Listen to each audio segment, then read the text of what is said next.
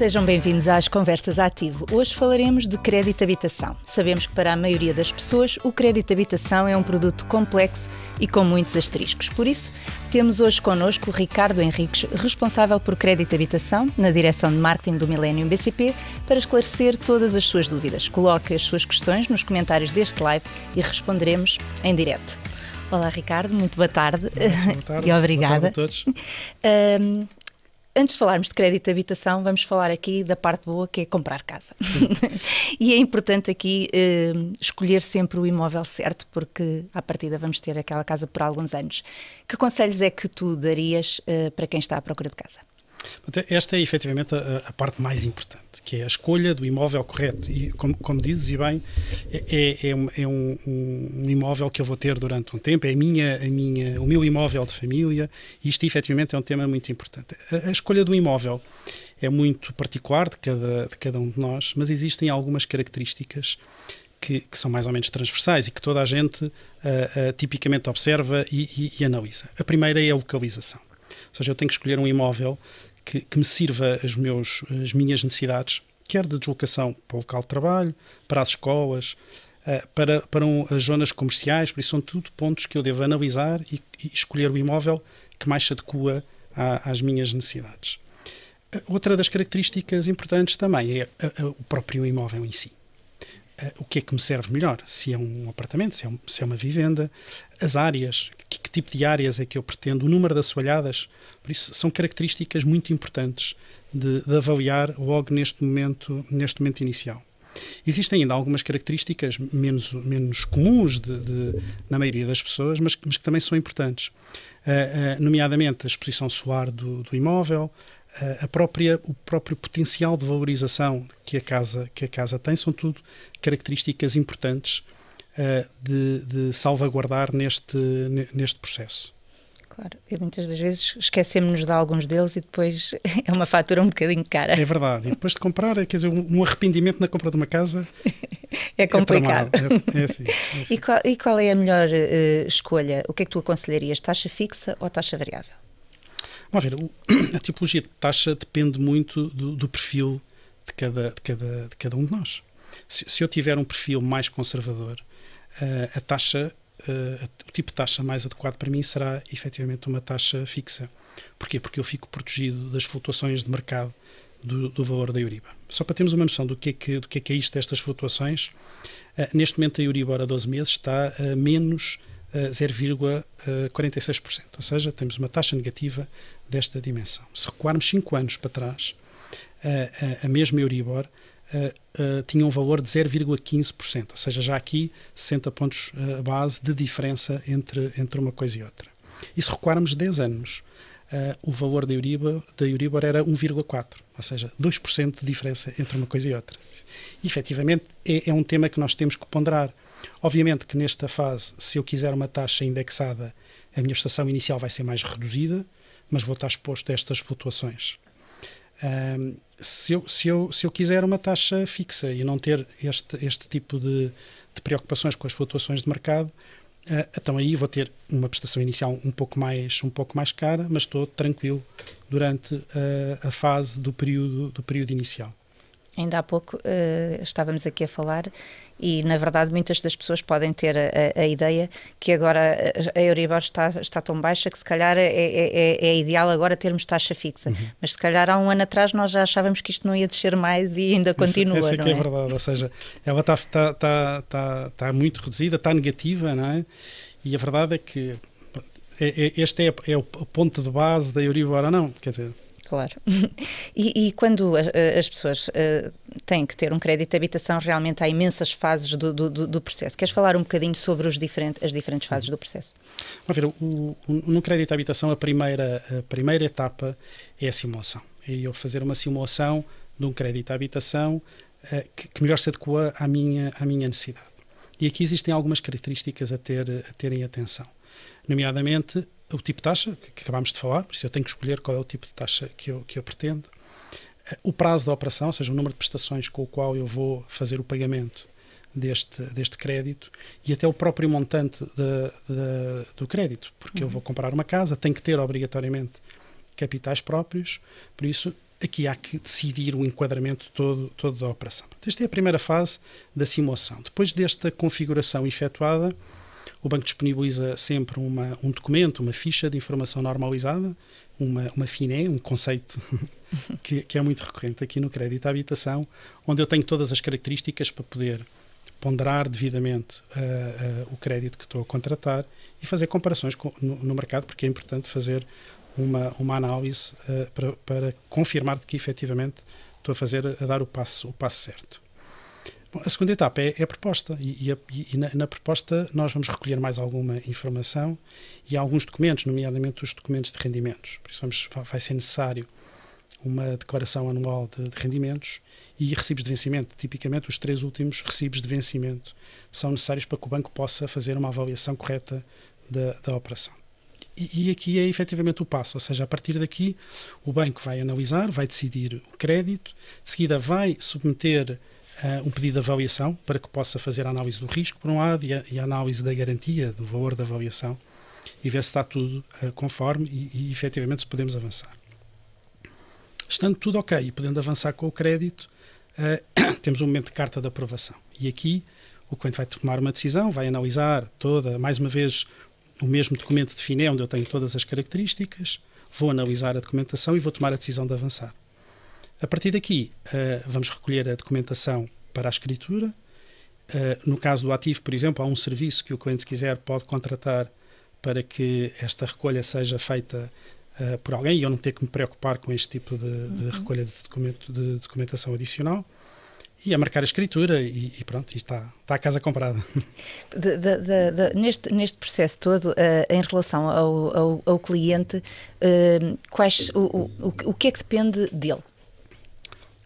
Ou seja, o que é que depende? Depende a simulação, por isso todo este enquadramento, como eu descrevi, depende dele. É o cliente que vai ter que dar estes inputs para que se possa fazer um ajustamento correto, por isso esta é a parte inicial.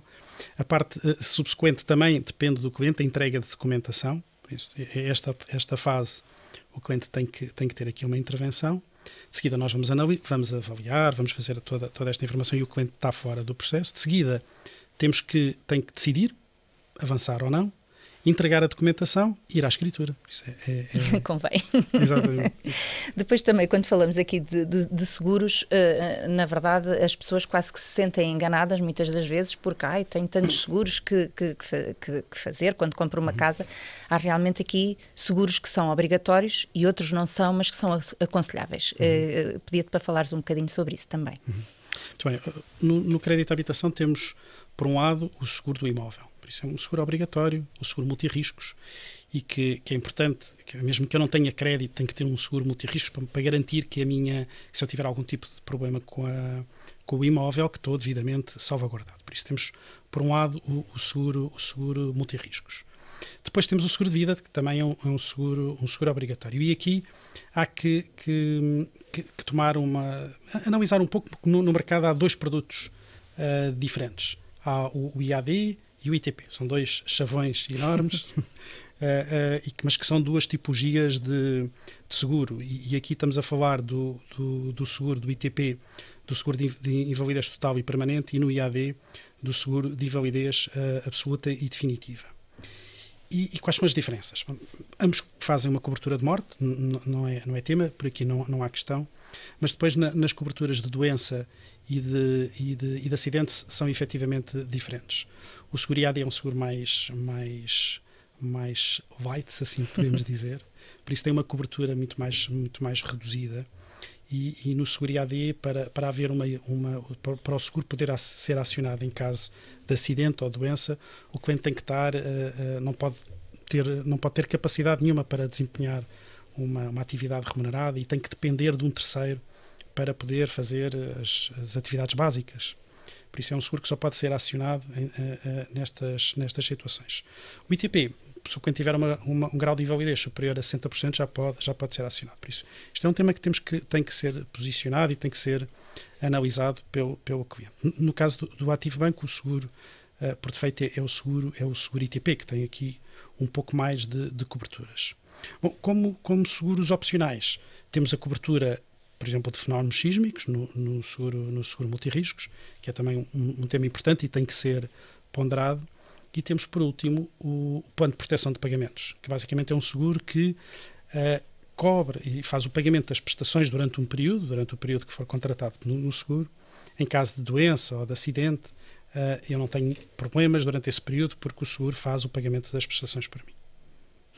Tenho aqui já uma pergunta, que é do Simão Duarte, que diz: olá Ricardo, com a depreciação da Euribor e Eónia a favor de uma nova atualização, agora adiada para janeiro de 2022, os atuais créditos podem ser reindexados ou serão automaticamente? A não serem, diria que fará sentido esperar pela compra de habitação para essa altura? Não, as regras não estão definidas, não é? Por isso é um tema que está em curso, mas eu diria que não fará sentido estar a aguardar por um passo que não está definido. Quer dizer, se eu efetivamente preciso de uma casa e se é um tema que é importante para mim e para a minha família, na minha opinião, devemos de avançar. E de seguida haverá uma definição sobre o que fazer quando e se houver aqui uma mudança. E gostaria também de falarmos aqui um bocadinho da fiscalidade associada aos imóveis. Ainda há alguma e também tem algum peso na compra de casa no orçamento familiar? Gostaria que falasse um bocadinho sobre ela. Sim. Quando eu vou comprar uma casa, há aqui alguns encargos que nós temos logo que salvaguardar. E o primeiro que há que considerar é o IMT, o Imposto Municipal sobre as Transmissões, que é um imposto que incide, uma percentagem que incide sobre o valor da transação e é algo que tem que ser pago no momento da escritura. Temos também o Imposto de Selo da abertura de crédito, o Imposto de Selo de utilização do crédito, peço desculpa, que é um Imposto de Selo que incide sobre o valor do crédito, também pago no momento do início do crédito. E ainda o imposto de selo da compra e venda, por isso que é também um imposto pago também no início. Estes são os seguros iniciais, os impostos iniciais. Não podemos descurar que durante a vida, enquanto eu for detentor e proprietário do imóvel, temos que fazer o pagamento do IMI, por isso durante todos os anos temos um valor de IMI a pagar. E também, quando eu compro a casa, se eventualmente fiz uma venda, há que ter atenção também, porque pode haver um imposto seu, um imposto sobre as mais-valias, que é algo que também temos que salvaguardar logo de início, claro, quando temos um passo destes a dar. Sim, na verdade, muitas das vezes esquecemos desses pequenos, grandes detalhes e depois faz uma grande diferença. Podem marcar toda a diferença. É verdade. Sim. Outro tema que eu queria que abordássemos aqui tem a ver com a transferência do crédito de habitação. Muitas das vezes as pessoas nem estão satisfeitas com o seu crédito de habitação, mas depois realmente têm tanta burocracia, ou eles acham que têm assim muita burocracia, ou muitos produtos associados e acham que é muito complicado. É assim tão complicado transferir um crédito de habitação? Não, transferir o crédito de habitação é uma transação muito, muito simples. Basicamente o que vai acontecer é eu financio-me no banco para onde quero ir, neste caso o ativo, e vou liquidar o empréstimo no banco onde eu tenho o crédito. E é uma transação efetivamente muito simples. No nosso caso, há uma campanha em curso onde o banco suporta as despesas todas.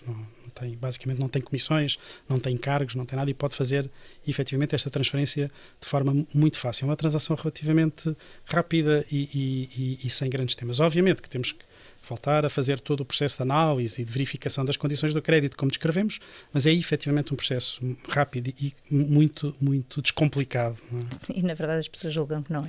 Pois, é verdade.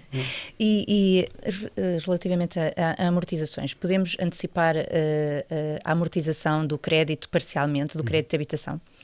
Sim, o crédito de habitação pode ser amortizado parcialmente ou totalmente em qualquer altura. A única coisa que temos que salvaguardar é um período mínimo. No caso de uma amortização parcial, tem que haver um pedido com 7 dias de antecedência, por isso eu tenho que ter este tema salvaguardado, e se for uma amortização total, tem que salvaguardar 10 dias. Há uma comissão por liquidação antecipada, de forma transversal no mercado, e que corresponde a 0,5% nos empréstimos de taxa indexada e de 2% nos empréstimos de taxa fixa. Mas pronto, se eu efetivamente quiser avançar, é o custo que tenho, e em qualquer momento podemos fazer. Sem questão. Depois, muitas das vezes também estão associadas, estão vendas associadas ao crédito de habitação, em que, obviamente, se tiver vendas associadas, terá uma taxa mais baixa do que não tendo. E o que é isto das vendas associadas? As vendas associadas facultativas é mais um daqueles chavões. E basicamente é o quê? É o banco que proporciona ao cliente uma taxa, um spread mais reduzido, se o cliente tiver e mantiver a atenção de alguns produtos. Por exemplo, no caso do ativo, o cliente, se tiver o ordenado domiciliado, o seguro de vida e o seguro MRH, tem acesso a este preço mais reduzido. Obviamente que isto é enquanto o cliente mantiver estes produtos. Se deixar de os ter, o que este processo das vendas associadas facultativas, o que há é uma definição de um spread base e de um spread contratado e que vai articulando entre um e outro quando eu cumpro ou não cumpro os produtos que estão a ser exigidos neste processo. Mas efetivamente é uma forma que nós temos para o cliente poder ter um spread um pouco mais reduzido neste cenário. E já que estás a falar de spread, gostaria de que explicasse um bocadinho o que é o spread, porque muitas das pessoas também têm dificuldade em entender o que é o spread. O spread é a margem que o banco... o conceito de margem, ou seja, eu tenho um valor de spread que defino no início do contrato, é um valor que fica contratado na operação e que basicamente resulta de uma análise de risco e de garantias, tipicamente, ou seja, é algo, o spread que os bancos definem tem tipicamente estes dois fatores subjacentes. E como é que isto funciona? Eu tenho o spread da operação e no caso de uma taxa indexada, este spread é adicionado à Euribor para fazer o cálculo da taxa nominal, que é a taxa que é aplicada e com a qual é que são calculadas as prestações. Mas no caso teórico, por exemplo, de um spread, se eu definir um spread de 1,2 e o meu Euribor, por exemplo, como falámos há pouco, de menos 0,4%, temos aqui um spread tem uma taxa nominal a aplicar ao empréstimo que é essa taxa que com a qual vão ser calculadas as prestações. Okay? No caso, por exemplo, de termos uma taxa, uma Euribor anual, o que acontece é eu neste momento faço esta conta, agarro no spread, agarro no valor da Euribor, no caso dela ser negativa, como atualmente é, eu calculo e subtraio em bom rigor a Euribor, o valor da Euribor ao valor do spread e tenho uma taxa nominal. Daqui a um ano, porque estamos a falar de uma Euribor anual, vai haver novamente esta conta, ou seja, vamos ver qual é o valor de Euribor nesse momento, vamos apurar esse valor de Euribor, vamos somá-lo ao spread e define-se outra vez a taxa nominal que vai vigorar durante o próximo ano. Isto no caso de uma taxa de uma Euribor anual, se for uma Euribor a 6 meses, o período há de ser de 6 meses e a conta é feita um bocadinho assim. Claro. Entretanto, também temos aqui mais uma pergunta, também já estamos aqui a entrar na reta final do nosso programa, que é o Miguel Batista, que pergunta, voltando ao seguro de vida, podemos optar por um seguro de vida que exista no mercado em vez do proposto pelo banco e em que medida somos penalizados por isso? Vamos ver, o seguro, o cliente pode sempre contratar o seguro com a companhia de seguros com quiser, por isso efetivamente não há nenhuma obrigação de comprar o seguro que está mais associado a um determinado banco. A questão é, temos as vendas associadas facultativas em que alguns bancos, os seguros, fazem parte desse processo. Agora, eu posso contratar onde eu quiser, não há nenhuma obrigatoriedade de fazer o seguro com a companhia A ou com a companhia B, por isso o cliente é efetivamente livre de o fazer. Pronto, temos o tema das vendas associadas facultativas, quando o seguro faz parte deste processo, claro. tem aqui um tema de preço associado, sim. Normalmente traz algumas vantagens. Depois, eu teria aqui imensa conversa para ter contigo sobre as tantas siglas que tem o crédito de habitação, mas normalmente elas também vão sendo explicadas e cada vez mais nós também sentimos que os clientes são cada vez mais informados. Mas eu creio que há uma que nós deveríamos aqui explicar, que é o METIC. Sim. Há duas siglas muito importantes e que ajudam a fazer comparação de ofertas. Um é o METIC, que é o montante total imputado ao consumidor, que basicamente faz o quê? Traduz todo o encargo que eu vou ter com aquela operação. se eu faço uma compra, vamos imaginar de 100 mil euros, depois tenho seguros, tenho comissões, tenho impostos, o MTIC traduz esta medida, traduz tudo aquilo que eu vou ter que pagar relativamente àquele crédito. E isto é efetivamente importante porque me permite fazer uma comparação das ofertas entre os diversos bancos. Também a TEG, a taxa efetiva global, é uma medida parecida, só que num formato de taxa. Em vez de eu estar a falar num valor em euros, estou a falar num valor em taxa, mas que também me permite a mim fazer esta comparação nos diversos no mercado e poder ver qual é a oferta que mais me serve e que mais serve as minhas necessidades. Claro.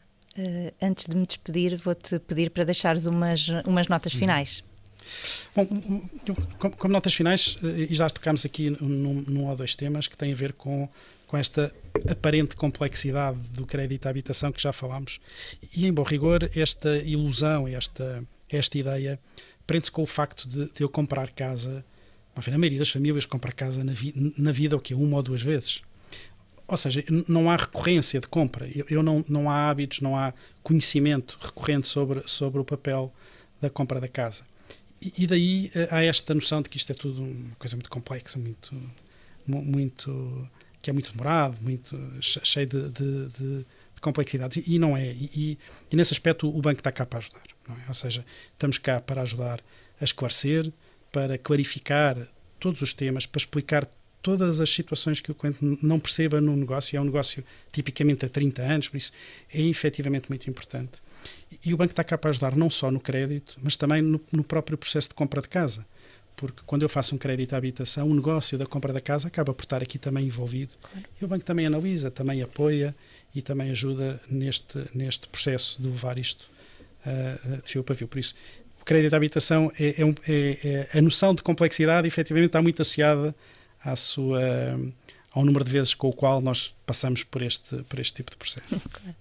E antes de despedires, ainda vou pôr mais uma pergunta, que ainda temos aqui mais um bocadinho, que é do Ricardo Isaías, que pergunta se o MTIC tem incluído o valor das vendas facultativas associadas. Sim, o MTIC que é comunicado é um MTIC sem as vendas associadas facultativas, ou seja, efetivamente é para eu poder fazer uma análise completamente